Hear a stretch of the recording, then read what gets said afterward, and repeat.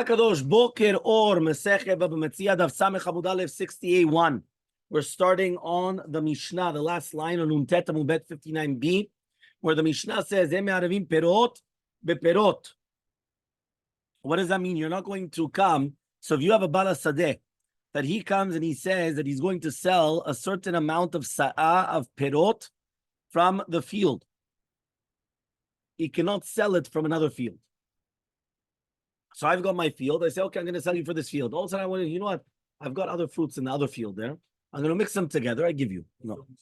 He says, the Gemara says, I cannot be me'arev perot beperot. Va'afilu hadashim bechadashim. Well, the Gemara is going to explain. Va'afilu hadashim bechadashim. Even if they're both new, which means there's no difference in the actual that, you're not going to say, listen, one's old produce, one's new produce. No. The answer, obviously, we don't need to say, Hadashim by Yishanim. That obviously. Okay? Be'emet amru. In the truth, they said, Biyayin hitiru. Yeah? And wine, they did permit, Larev kashe, right? Berach. Ibne shumash bichos. So you are allowed to use, you're allowed to mix Yain Harif, that's the kashe, with Yain which is not Harif, Ibne shumash bicho. Because it actually comes and it's going to make it even better. It's going to strengthen it. But you're not allowed to mix the shimnei yain, but you are allowed to come and to put you're allowed to mix the shmarim right in the yain. Okay, sediments. Okay, the sediments of the oil of the wine. Okay, so now here we're going to now speak about the following. Okay. Somebody that got mixed up the water with his wine. So you cannot sell it with the chanut, right? Meaning little by little, whatever it is, right? Why? Because then it's like, basically you're watering down your, the wine, right? Unless you tell him, right? Or not for a person that's selling it. Even if you did tell him, why? Because then he comes and he sells it to other people and he's cheating people. But if it's a place that they have the minhag to do it, yatilu, they are allowed to do it. Hatagar notel mechamesh kranot venoten letoch megura achat. The tagar, he's allowed to take from 5 different people and he puts it into one place, right? Because everyone knows that since he's like the retailer, they know that he doesn't have, meaning like this. When I come to your field, I'm expecting it from this field. I come to this field, I'm buying it from this field. I'm not expecting you to come and going to another field that is going to be in Opanoka or I don't know what, Sug Bet or Gimel, in order to come and start giving me the produce. So there, you're not allowed to do that. But if you're the retailer, right, you're a Publix, everyone knows that you don't have it. You're getting it from different people in order to sell it. So therefore, you're allowed to take it from until 5 different places, and there's no problem.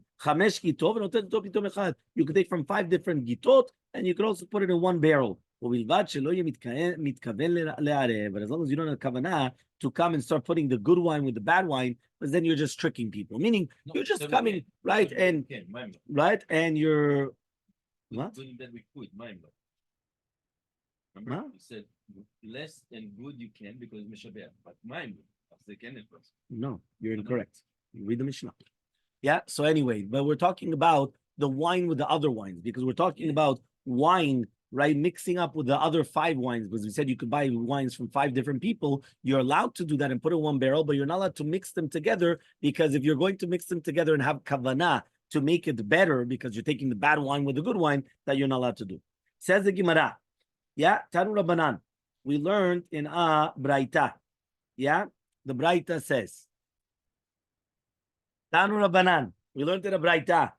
En tzarich lomar hadashot me'arba vishanot mishalosh. We're going back to the first din of the Mishnah. When we're talking about you're not allowed to be ma'arev perot beperot, right? And we're talking about perot hadashim beperot yishanim. So we say we're talking about when you have the chadashot from 4, right? And therefore the yeshanot is going to be sold for 3, which means, right, that we don't even have to say it that, imagine right now, it went down in value. So I had mangoes that were selling for right? If you buy it in Walmart, it's let's say $1.60. If you're buying it in Publix, it's around $2.70. So you're buying, mangoes, and there's old, right? Now there's the new product, which you could get for that price, meaning you could get it for a cheaper price, right? So he comes and he says the chadashot are going to be for a cheaper price, and still you still cannot come and mix them together. Why? Because at the end of the day, you're cheating the guy out because you're selling him something like old stock. Yeah, elafilu chadashot mishalosh yishanot me'arba. Even if it's going to be the chadash, the new one is going to be more expensive.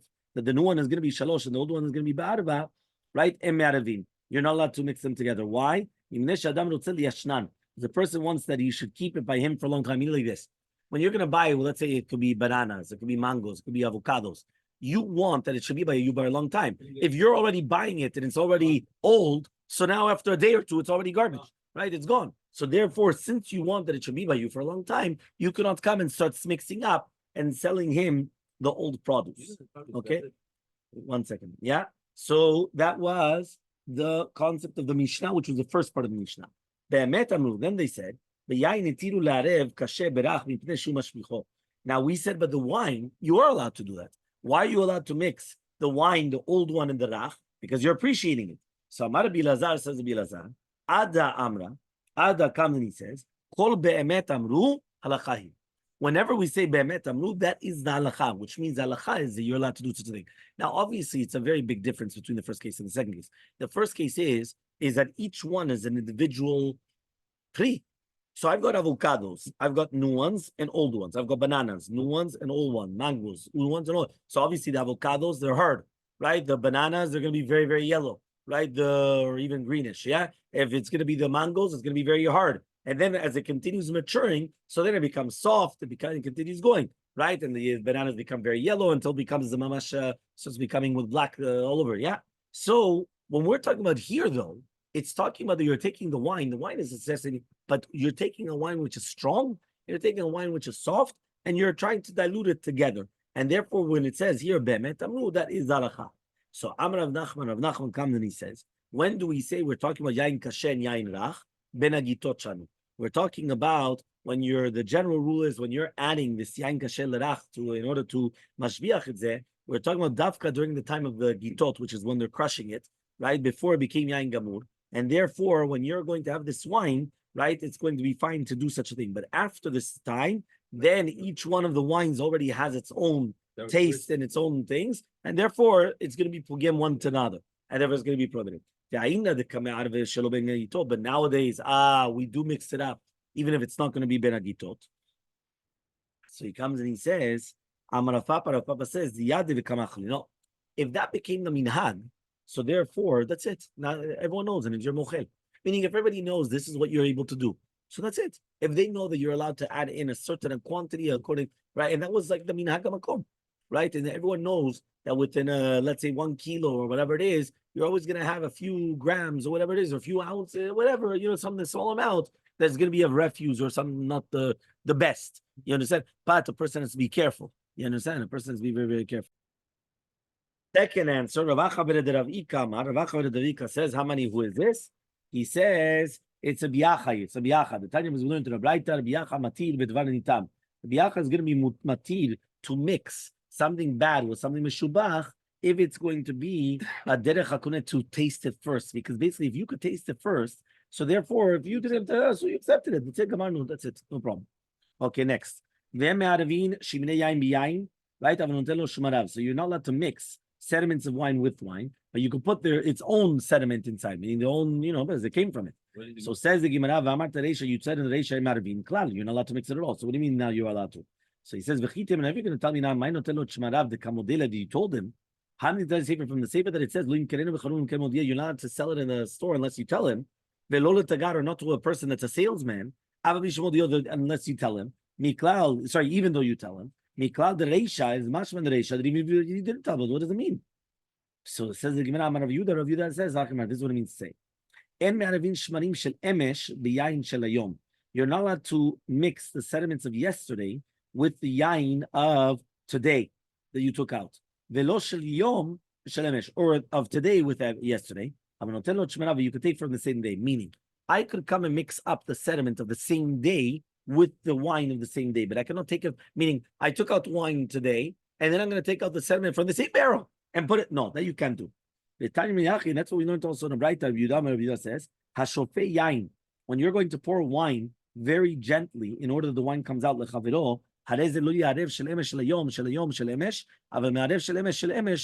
also, because by the way, the way to get the wine out very softly is to do it very slowly. Meaning when you do it very slowly, the sediment does not come out. Because since the sediment is much thicker in its back, so therefore when you're doing it slowly, but that's what you do anything. When you have something bad on the bottom, right? And you start pouring slowly, so therefore all, it comes out slowly, and then you have all the thicker part, which is going to stay on the bottom. What is that? So if you're going to mix the water with the wine, so you can't sell it in a store unless he tells them from the beginning. So Rava once brought, right, from wine from the chanut, mazge, he put a little bit of water, tame, and he tasted it, and it wasn't good. He sent it back to the store. Elmaleh says, we already learned, you're not to give back to the tagad, even if you tell him. Elmaleh, he says, Mizka didi mediyidiyah. He says, Iruv maim shali is nikar, that I'm putting so much water that everybody could understand this is called yain mazub.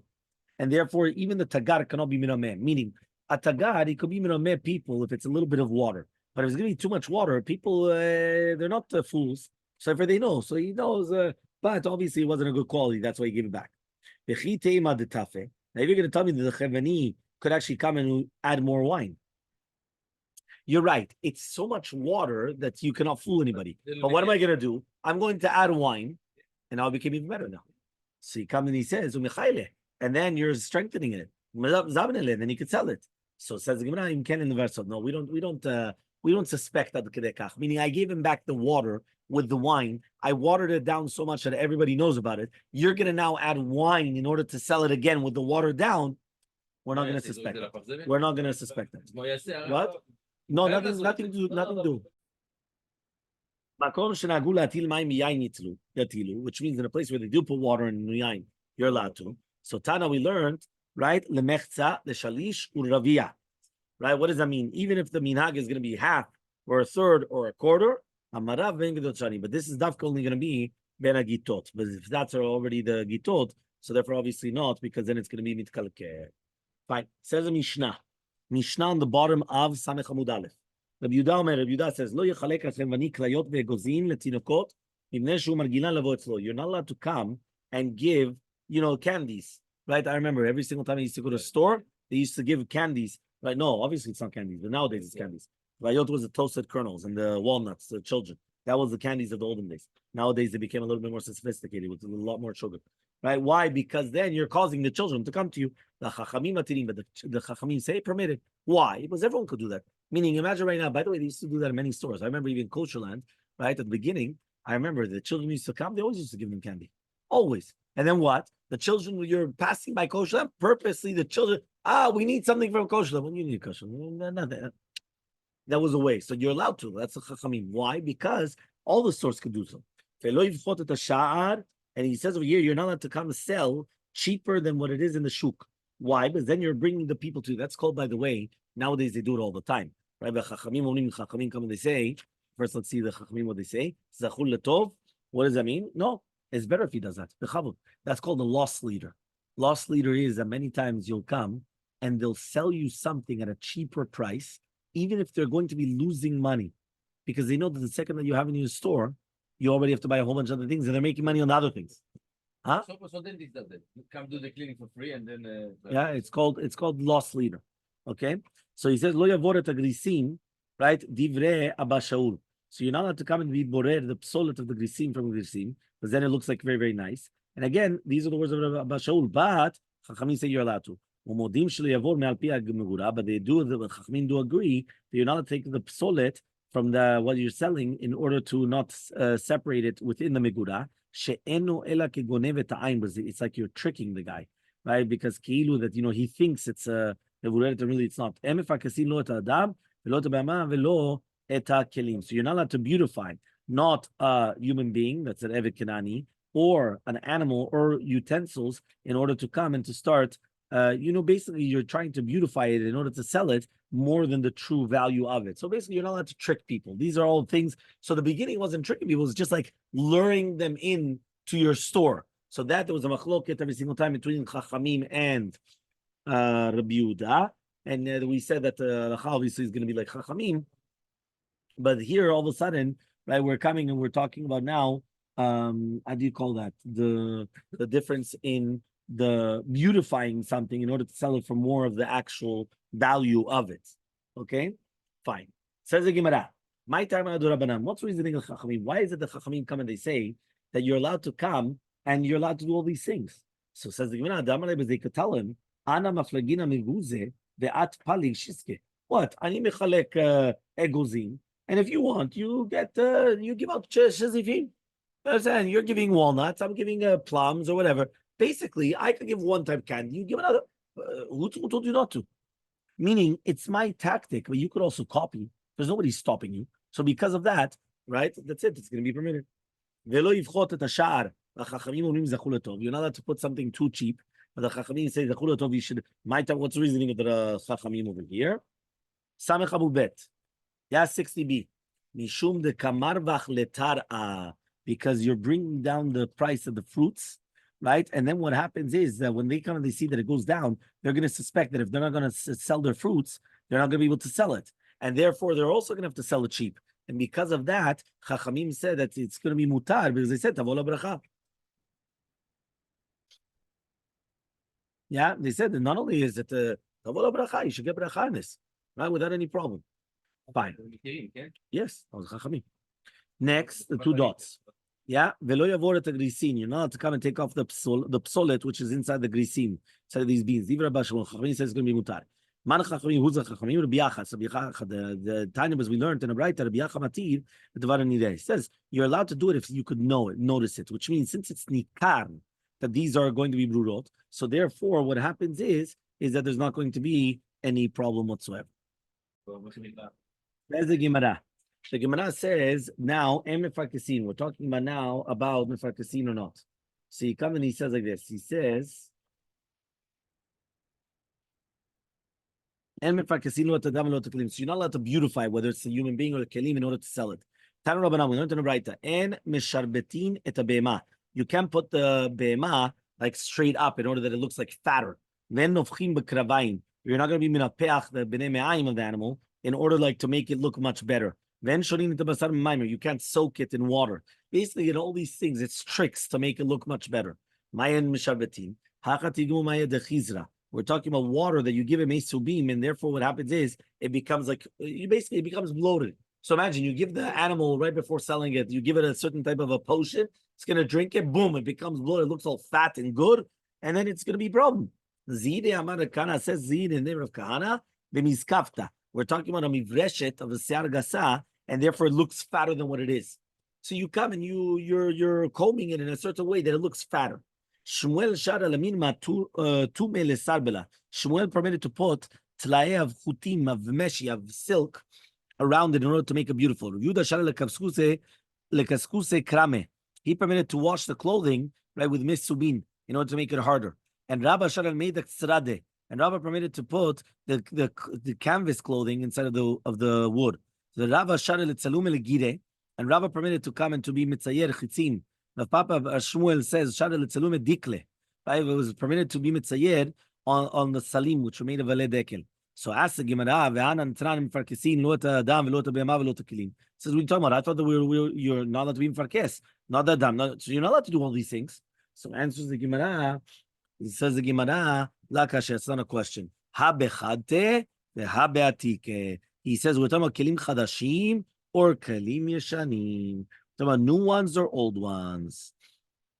So that's what we're saying. So he comes and he says like this. He says, if we're talking about new ones, kelim chadashim, so for sure it's going to be good, and therefore it's made to make it more beautiful. So then that's going to be fine. But if it's going to be the old ones, you're not allowed to do it because then ki'ilu it looks new. And you're tricking the guy, and obviously you're not allowed to do it. Okay? Fine. Pirkus te adam maihi. What does it mean you're going to make him beautiful? We're talking about the Eved Kenani. Right? Ki had hu avda saba. There was a story with an Eved Kenani, that he was a zaken, and he had white hairs. That he went and he dyed his beard and his hair. So Atala Kamed Rava, he came in front of Rava, and he said, Zibnan, right? Buy me. Amarle, he says, you aniyim benevetecha. Right? I want to get Aniyeh Israel and to pay them in order to think. I don't want, it says, you aniyim benevetecha. I prefer to pay for aniyim Yehudim. Ata lekameder of Papa Bar Shimon. So he came around Shimon Zavne and he bought him. Yom Echad Amarle, he says, Ashkamaya. He says, get me water. Azal Chavre Leish Dikne. He went and he washed his beard and hair. And he says, Chazi, look, I'm even older than your father. You shouldn't be using me. You have to be mechabed oti. So Karen Nafshe, he went and he called on himself, Tzaddik mitzara nechlas yavo acher tachtav. That Rava was a tzaddik. He was actually saved from a tzara, and somebody else comes in his place. So who was the other person that came in his place? He says the other person who came in his place was obviously Rav Papa, that the Papa Bashvua, that he actually bought him, and therefore he actually was tricked into it, as it say. Because again, this was a trickery. So he actually tricked, yes, Hadran Lach Hazahav. This is where we finish the chapter of Kakadosh, chapter 5, Perek Hamishi of Masechet Bava Metzia Daf Samech Amud Bet 60b. Says the Mishnah, Ezu Neshech. This is the Perek of Ezu Neshech. We're talking about what exactly, after we learned the halachot of Ona'ah, which is charging extra, we're going to start learning the entire concept of Neshech. What is Neshech? Ribit, interests. So Ezu Neshech v'ez Tarbit. What's the difference between Neshech and Tarbit? Neshech is Mina Torah, and Tarbit is Midrabbanan. What's the difference between them? Ezu Neshech, Hamalveh Sela b'chamisha dinanim. If you're going to lend out a matbia which is worth 4 dinarim for 5 dinarim, which means you have to pay him back 5 instead of 4. Satayim chitin b'shalosh. He lends him 2 se'az of, let's say, chitin of wheat for 3. It's going to be asur. Why? Unoshech. That's neshech. That's ribit. Ve'ezu tarbit. What is ribit rabbanan? Hamarbe beperot. If you're going to be marbe in the schar to himself, which means sumekach umemkat, which means that it's not like a loan, right? Because that loan would be midoraita, would be mina Torah, which is neshech. But the chachamim said that they did it. So Kate said, what's the case? Lakach emenu chitin bedinar zahav kakur. If you bought chitin for 1 dinar zahav for the kur, right? The kur of chitin. V'chen ashar, and that's exactly what was the shar. Amdu chitin b'shlosha dinarim, and now went up to 3 dinar zahav, right? Sorry, b'shloshim dinarim, with 30 dinarim. So he comes and he says, Amarlo, he comes and he tells him, tell me chitai, give me my chitin. Shani rutzeh lemochrav likach b'yayin. I want to sell it and I want to get wine, right? So now here also, right, there's not going to be any sur, right, if you would have given him the chitin, even though it went up in value, because at the end of the day, you know, there was no loan here, there was nothing there. But he comes and he says, but you're not allowed to do midrabanan. Amarlo, he says, right? So he says, at the end of the day, if he's going to come and he's going to say, right, I have your chitim, which are going to be for me, that I'm going to be obligated to pay you according to the new price, which is 30 dinar for every single kur. And it's going to be for me that I'm going to sell you wine for it. And right now you don't have the wine. So he has to give him the wine afterwards. So that's going to be assumed Rabbanan because of tarbit, even if the mechid is going to be kavua. Okay? Because basically what's going to happen is if the price goes up, so therefore, but again, that's only midrabbanan. It's not doraita, everything that we're talking about here. Okay? So the first part was doraita. Now we're talking about midrabbanan. Okay? Says the Gemara. So the Gemara says, midashavik l'rabit doraita v'kamefarish d'rabbanan. From the fact that we left the doraita, right, and we are explaining the drabbanan, right, which is the tarbit, which is only going to be the drabbanan, mikal doraita de neshech v'tarbit chadamintai. So tzmashma the midoraita neshech v'tarbit is all the exact same thing. Meaning, the Torah mentioned neshech v'tarbit, it's all the same thing. So now, when the Gemara says, when the Mishnah said, ezu neshech, so tzmashma the tarbit was also doraita. That there's no neshech without tarbit. There's no tarbit without neshech. And then you have to explain that there is a tarbit, which is going to be the rabbanan. The akraya ketiva, but it's written in the Torah. Neshech kesef ribit ochel. So if it's written in the Torah, right? So it's mashma that there's 2 different lavin. So it's 2 different things. Meaning, if I'm going to call it 2 different names, neshech v'tarbit, I cannot say one is the rabbanan, because if it's not, why is it written in the Torah? So it has to be either both doraita. If they're both doraita, it can be the same thing. Because why are you calling it 2 different names? So it has to be two, it's two different inyanim. So the Gemara says, V'tispira. Is it logical to say such a thing? Tika neshech v'lo tabit v'tabit v'lo neshech. There's neshech without tabit, tabit without neshech. What does that mean exactly? He says, neshech v'lo tabit. What is the case of neshech without tabit? If it's going to be that you lent him 100 for 120, when and at the beginning it was 100 for one danka, which is 1/6 of a dinar, and at the end it was 120 for one danka. So it's like, let's say I'm changing the euro for the dollar, right? That means you have one danka, at the beginning it was 100 and now it's 120, right? So neshech ika, the kanachile, was at the end of the year giving less. Because you're taking from him something that you didn't give. Tarbit leka, but there's no tarbit, because you didn't gain. Meaning like this. I lent you, right? Let's say $1, and we're talking about 120, right? So okay. So I lent you $1 for 100, and now it became 120 for $1. So technically speaking, there is neshech. Why is there neshech? Because you're giving me 20 that you didn't take. Right? You're giving me 120 instead of 100. But it's not tarbit because I'm not gaining. Meaning it's still worth the same danka. So I'm not really gaining. You're giving me something extra that you didn't take. That's called neshech. But there was no tarbit. There was no tarbit because I didn't gain. It's not like you gave me more than the danka, right? It's the same thing, right? The danka was danka kashakamine. So says the Gemara 1 second. But sof ibata meikar azat. If you go at the beginning, there is neshech and tarbit. So says the Gemara ibata rasof. If you're going at the end, there's no neshech. There's no tarbit. There's nothing. Then, so what's going on then? Why are you saying it's two different inyanim? It's either that there is or there's not. Depends if you go after the beginning or the end. The two, and furthermore, tarbit below neshech. What's the case of tarbit without neshech? For example, if you borrowed 100 per tot of the choshet for 100, it was 100 for a dank, and at the end it became 100 bechumsha, 100 plutot for 5 dinar. Okay, so it's not only a danka, shishit. So if you're going to go after the beginning, lo neshech, there's nothing. But if you're going to go at the end, there's neshech and tarbit. So it's not separated. So says the Gemara, Rabbi says, right? You can't find one without the other. The reason why the Torah said it was to be over on two different averot. Meaning two lavim. Meaning even though you're right, you're always going to have both or none, but the Torah still gave you two different averot. So there's two different sins. That's what he says. Okay? So Tanu Rabbanan we learned in the Braita, Kasmichalo telo beneshech marbilo tenochlecha, el yela neshech bekesef, Rabbi beochel. There it was written neshech by kesef, and ribit by ochel. Neshech beochel, how do you know? How do you know that there is such a thing as neshech by ochel? Minayin. Tablomar neshech ochel. It says in another pasuk, lo tashich leachicha neshech kesef neshech ochel. Ribit bekesef. How do you know ribit bekesef? Minayin. Tablomar neshech kesef. Right? So basically, we're just learning it for different psukim. But basically, it was written twice. One of them was in Vayikra Kaf Hey, and another one was in Varim Kaf Gimel. So because it was written two different places, in the other place, it was teaching you that it also applied also to food as well, and in the same halakha, meaning that neshech applies to also food and also money, and the beat also applies to food and also money.